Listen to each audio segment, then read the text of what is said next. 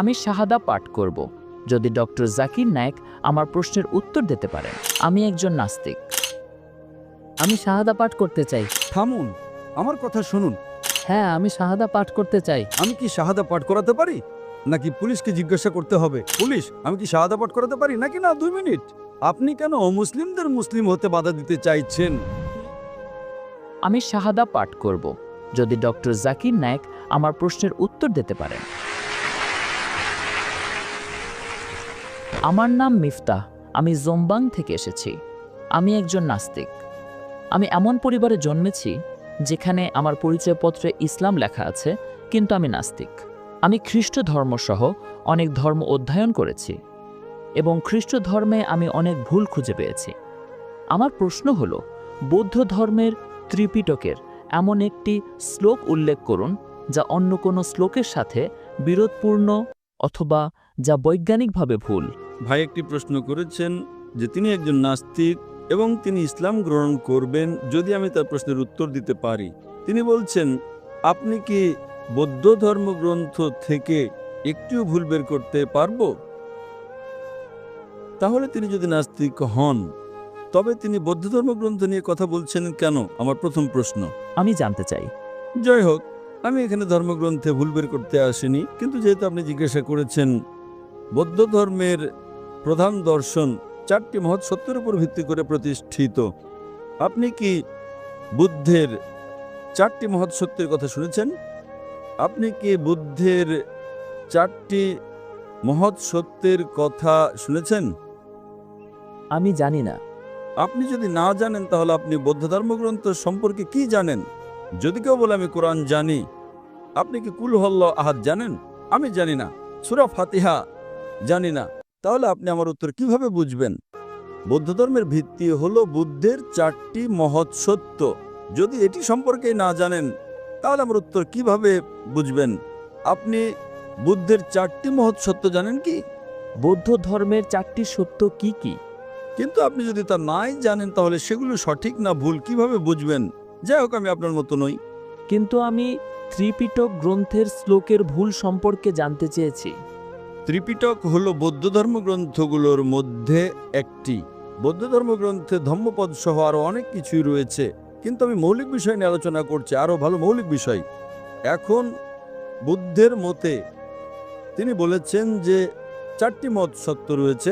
প্রথমটি হলো এই জগতে দুঃখ এবং কষ্ট রয়েছে। এই জগতে দুঃখ এবং কষ্ট রয়েছে।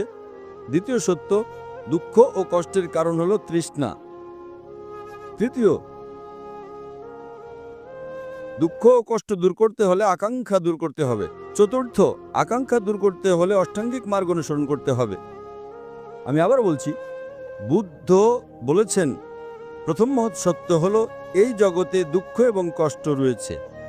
দ্বিতীয়ত, দুঃখ ও কষ্টের কারণ হলো তৃষ্ণা। তৃতীয়ত, আকাঙ্ক্ষা দূর করার মাধ্যমে আপনি দুঃখ এবং কষ্ট দূর করতে পারবেন। চতুর্থ, আকাঙ্ক্ষা দূর করার জন্য আপনাকে অষ্টাঙ্গিক মার্গ অনুসরণ করতে হবে। আমি ভুলের কথা জিজ্ঞেস করছি স্যার, অথবা এমন কোনো শ্লোক যা অন্য শ্লোকের সাথে সাংঘর্ষিক। ভাই, আমি যখন উচ্চতর বিষয় নিয়ে আলোচনা করি তখন নিম্ন স্তরে যাই না। এটি অনেক উচ্চতর বিষয়। আমি উচ্চতর বিষয় নিয়ে কথা বলছি। আমি উচ্চতর গ্রন্থ অধ্যয়ন করি, নিম্ন স্তরের গ্রন্থ নয়। এই গ্রন্থগুলো অনেক উন্নত। তিনি যদি বৌদ্ধ ধর্ম সম্পর্কেই না জানেন তাহলে আমি আর কি বলবো? সুতরাং আমি আপনাকে বৌদ্ধ ধর্মের প্রধান খুঁটিগুলোর মধ্যেই ভুল দেখাচ্ছি। আমার প্রশ্ন হলো, বুদ্ধের 3য় মহৎ সত্যটি হলো দুঃখ ও কষ্ট দূর করতে হলে আকাঙ্ক্ষা দূর করতে হবে। চতুর্থটি হলো আকাঙ্ক্ষা দূর করার জন্য আপনাকে 10টা বিধ পথ অনুসরণ করতে হবে। প্রশ্নটা হলো, যদি আমাকে 10টা বিধ পথ অনুসরণ করতে হয় তাহলে সেই পথ অনুসরণ করার জন্য আমার মধ্যে একটা আকাঙ্ক্ষা থাকতে হবে। সুতরাং এটা বলছে যে আকাঙ্ক্ষা দূর করার জন্য আপনার আকাঙ্ক্ষা থাকা উচিত। তাই এটি যৌক্তিকভাবে স্ববিরোধী। আপনি কি বুঝতে পারছেন? হ্যাঁ হ্যাঁ। বুদ্ধের 3য় মহৎ সত্যটি হলো দুঃখ ও কষ্টের কারণ হলো আকাঙ্ক্ষা। 3য় সত্য, আকাঙ্ক্ষা দূর করতে হলে কষ্ট দূর করতে হবে। চতুর্থটি হলো আকাঙ্ক্ষা দূর করার জন্য আপনাকে 10টা বিধ পথ অনুসরণ করতে হবে। তার মানে সেই পথ অনুসরণ করার জন্য আপনার মধ্যে আকাঙ্ক্ষা থাকতে হবে। সুতরাং এটা বলছে যে আকাঙ্ক্ষা দূর করার জন্য আপনার আকাঙ্ক্ষা থাকা উচিত। তাই এটি যৌক্তিকভাবে স্ববিরোধী। সুতরাং মূল ভিত্তিটাই এটি একটা তাসের ঘরের মতো, এটি স্ববিরোধী। আকাঙ্ক্ষা দূর করার জন্য আপনার আকাঙ্ক্ষা কিভাবে থাকতে পারে, সুতরাং এটাই কারণ। এবং আপনি আমার অন্য ভিডিও ক্যাসেটগুলো শুনতে পারেন, যেখানে আমি বৌদ্ধ ধর্ম নিয়ে কথা বলেছি। কিন্তু আমি মূলত শীর্ষস্থানীয় বিষয়গুলো নিয়ে আলোচনা করি, নিম্নস্তরের বিষয়গুলো নয়। আমি প্রধানত ধর্মপদ এবং অন্যান্য ধর্মগ্রন্থ নিয়ে কথা বলছি। আশা করি এটা আপনার প্রশ্নের উত্তর দিয়েছে। ভারতে শান্তি দেবীর পুনর্জন্ম সম্পর্কে, শান্তি দেবীর পুনর্জন্ম নিয়ে আপনার মতামত কি? ভারতে একজন শান্তিদেবী আছেন, ভারতে অনেক শান্তিদেবী আছেন, তার পুনর্জন্ম হয়েছে। এটি হিন্দু ধর্মের একটা দর্শন, কিন্তু এটি অযৌক্তিক এবং অবৈজ্ঞানিক।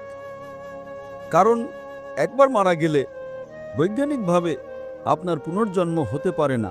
এটা কেবল একটা অনুমান, এটি বৈজ্ঞানিকভাবে মোটেই প্রমাণিত নয়। এবং এমনকি বেদেও যখন পুনর্জন্ম নিয়ে কথা বলা হয়, পুন মানে পরবর্তী, জন্ম মানে জীবন। এমনকি ইসলামও বিশ্বাস করে পুনর্জন্ম বা পরকালে, যার মানে আপনি এই জগতে আসেন এবং পরকালে আপনাকে পুনরুত্থিত করা হবে, কিন্তু কোনো জন্ম মৃত্যুর চক্র নেই। এটা একটা কাল্পনিক কাহিনী। সুতরাং বেদেও যখন পুনর্জন্ম নিয়ে কথা বলা হয়, তখন সেটা পরকালের কথা বলে, যেটা আমরা বিশ্বাস করি। আপনি স্বর্গে বা নরকে যাবেন, কিন্তু এটি বিশ্বাস করে না যে আপনি মানুষ হয়ে আবার ফিরে আসবেন, আবার জন্ম নেবেন, আবার ফিরে আসবেন। এটি কেবল একটা অনুমান, যা বৈজ্ঞানিকভাবে অপ্রমাণিত। আশা করি এটা আপনার প্রশ্নের উত্তর দিয়েছি। ঠিক আছে। এবং সূরা ফুসসিলাতের 9 নম্বর আয়াতে বলা হয়েছে যে পৃথিবী 2টি পর্যায়ে সৃষ্টি করা হয়েছে। আপনার মতে পৃথিবী এবং আকাশ কি একসাথে সৃষ্টি করা হয়েছে? আপনার মতামত কি? পৃথিবী ও আকাশ কি একসাথে সৃষ্টি করা হয়েছে নাকি হয়নি? ভাই, সূরা ফুসসিলাতের 41 নম্বর অধ্যায়ের 9 নম্বর আয়াতের কথা বলছেন, যেখানে আকাশ ও পৃথিবীর সৃষ্টি সম্পর্কে বলা হয়েছে এবং তিনি জিজ্ঞাসা করছেন সেখানে কোনো স্ববিরোধিতা আছে কি না। সেখানে একটা আপাত স্ববিরোধিতা রয়েছে, আপাত। আপনি যদি যৌক্তিক না হন, তবে আপনার মনে হতে পারে সেখানে একটা স্ববিরোধিতা আছে। সূরা ফুসসিলাতের 41 নম্বর অধ্যায়ের 9 নম্বর আয়াতে বলা হয়েছে যে আল্লাহ আকাশ ও পৃথিবী সৃষ্টি করেছেন। তিনি আকাশকে 2 দিনে সৃষ্টি করেছেন। তিনি আকাশকে 2 দিনে সৃষ্টি করেছেন এবং তিনি সৃষ্টি করেছেন, দুঃখিত, সেখানে বলা আছে যে তিনি পৃথিবীকে 2 দিনে সৃষ্টি করেছেন, 2 দিন দিয়ে শুরু হয়, এবং পাহাড় সৃষ্টি করেছেন এবং সেগুলোকে পৃথিবীর উপরে স্থাপন করেছেন 4 দিনে, এবং আকাশকে সৃষ্টি করেছেন 2 দিনে। এবং তিনি সেগুলোকে বললেন, তোমরা উভয়ে এসো, ইচ্ছায় বা অনিচ্ছায়। এবং তারা বলল, আমরা অনুগত হয়ে আসলাম। আয়াত নম্বর 11। সুতরাং প্রশ্ন হলো, যখন আল্লাহ বলেন যে তিনি পৃথিবীকে 2 দিনে সৃষ্টি করেছেন এবং পাহাড়গুলোকে তার উপরে স্থাপন করেছেন উদ্ভিদ সহ 4 দিনে, এবং আকাশকে সৃষ্টি করেছেন 2 দিনে, তাহলে এখানে যদি আপনি 2 + 4 + 2, তবে এটি শোনায় 8-এর মতো। এবং কোরআনের আরও অনেক জায়গায় আল্লাহ বলেছেন যে তিনি আকাশ ও পৃথিবী সৃষ্টি করেছেন 6 দিনে। সুতরাং ইসলামের কিছু সমালোচক আছেন যারা বলেন, দেখো এখানে এটি 2, 4, 2 অর্থাৎ 8 দিন, অথচ অন্য অনেক জায়গায় আল্লাহ বলেছেন তিনি আকাশ ও পৃথিবী সৃষ্টি করেছেন সিত্তাতা আইয়াম, 6 দিনে। সুতরাং একটি স্ববিরোধিতা রয়েছে। আপনি যদি কোরআন পড়েন, কোরআনের আয়াত সূরা ফুসসিলাতের 41 নম্বর অধ্যায়ের 9, 10, 11 নম্বর আয়াতগুলো, সেখানে বলা হয়েছে যে তিনি পৃথিবীকে 2 দিনে সৃষ্টি করেছেন এবং পৃথিবীকে পাহাড় সহ 4 দিনে সৃষ্টি করেছেন। সুম্মা, আকাশকে 2 দিনে। এখন আরবিতে সুম্মার 2টো অর্থ রয়েছে। এর অর্থ হতে পারে এবং, অথবা একই সাথে হতে পারে। সুতরাং আমি যদি আপনাকে বলি যে আমি একটা বিল্ডিং 6 মাসে তৈরি করতে চাই, আমি 6 মাসে তৈরি করতে চাই, 6 মাসে আমি 6 মাসে বিল্ডিং তৈরি করতে চাই, আমি সীমানা প্রাচীর তৈরি করে 2 মাসে, আমি বেসমেন্ট তৈরি করে 2 মাসে, এবং আমি 20 তলা বিল্ডিংটা তৈরি করি 4 মাসে। আপনি তো 6 মাস বলেছিলেন, এটা তো 4 মাস। সীমানা প্রাচীর 2 মাসে, বেসমেন্ট 2 মাসে। আমি যখন সীমানা প্রাচীর তৈরি করছি, তখন আমি একই সাথে বেসমেন্টও তৈরি করছি। সুতরাং আমি যখন 2 মাসে সীমানা প্রাচীর তৈরি করছি, তখন আমি বেসমেন্টও 2 মাসে তৈরি করছি। সুতরাং সীমানা প্রাচীর এবং বেসমেন্ট আমরা 2 মাসে তৈরি করছি, তারপর বাকি 20 তলা আমি 4 মাসে তৈরি করছি, তাহলে মোট কত হলো? 8 মাস। 6 মাস, 8 মাস নয়। সুতরাং একইভাবে যখন আল্লাহ বলেন যে তিনি পৃথিবী এবং তার উপরে পাহাড়গুলোকে স্থাপন করেছেন 2 পর্যায়ে, পাহাড় পর্বত 4 পর্যায়ে 6 মাসে, সুম্মা যখন এটা ঘটছিল তখন তিনি আকাশও তৈরি করেছিলেন। সুতরাং আসলে এটা 6 মাসই। কোরআনের কোথাও একটিও স্ববিরোধিতা নেই। আল্লাহ কোরআনে বলেছেন সূরা নিসার 4 নম্বর অধ্যায়ের 82 নম্বর আয়াতে, أفلا يتدبرون القرآن তারা কি যত্ন সহকারে কোরআন নিয়ে চিন্তা করে না? أفلا يتدبرون القرآن ولو كان من عند غير الله لوجدوا فيه اختلافا كثيرا তারা কি যত্ন সহকারে কোরআন নিয়ে চিন্তা করে না? যদি কোনো স্ববিরোধিতা থাকতো, তবে অনেক, যদি এটা আল্লাহ ছাড়া অন্য কারো পক্ষ থেকে হতো তাহলে অনেক স্ববিরোধিতা থাকতো। সুতরাং কোরআন বলছে যে কোরআনের একটিও স্ববিরোধিতা নেই, কোরআনের একটিও ভুল নেই। আশা করি উত্তর পেয়েছেন। এখন কি আপনি শাহাদা পাঠ করবেন? আপনি শাহাদা পাঠ করবেন? এখনো নয়। পুলিশ বলছে সময় শেষ। আরেকটি প্রশ্ন। থামুন থামুন, পুলিশ বলছে সময় শেষ। হ্যাঁ, আমি শাহাদা পাঠ করতে চাই।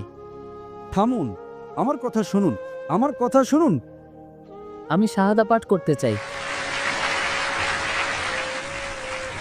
ঠিক আছে, মাশাআল্লাহ। আমি কি শাহাদা পাঠ করাতে পারি, নাকি পুলিশকে জিজ্ঞাসা করতে হবে? আমি কি শাহাদা পাঠ করাতে পারি? না, আমার সাথে মুসলিম পুলিশ আছে। আমি কি এটি করাতে পারি নাকি না? ভাই পুলিশ, আমি কি শাহাদা পাঠ করাতে পারি নাকি না? 2 মিনিট।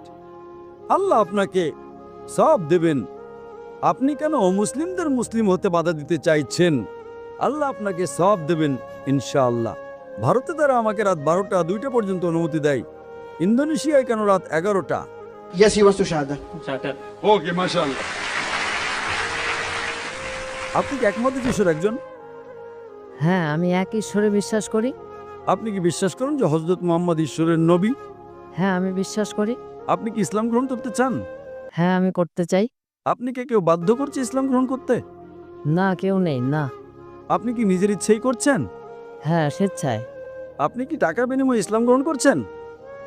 কেউ নেই, শুধু আমার পরিবার মুসলিম পরিবার থেকে এসেছি, তাই আমি ইসলাম গ্রহণ করতে চাই। আমি আপনার ভিডিওগুলো থেকে খুঁজে বের করেছি। মাশাআল্লাহ, মাশাআল্লাহ। ইনশাআল্লাহ আমি আরবিতে বলবো, আপনি পুনরাবৃত্তি করতে পারেন। আশহাদু আশহাদু আল্লাহ আল্লাহ ইলাহা ইলাহা ইল্লাল্লাহ ইল্লাল্লাহ ওয়া আশহাদু ওয়া আশহাদু আন্না আন্না মুহাম্মাদান মুহাম্মাদান আবদুহু আবদুহু ওয়া রাসূলুহু।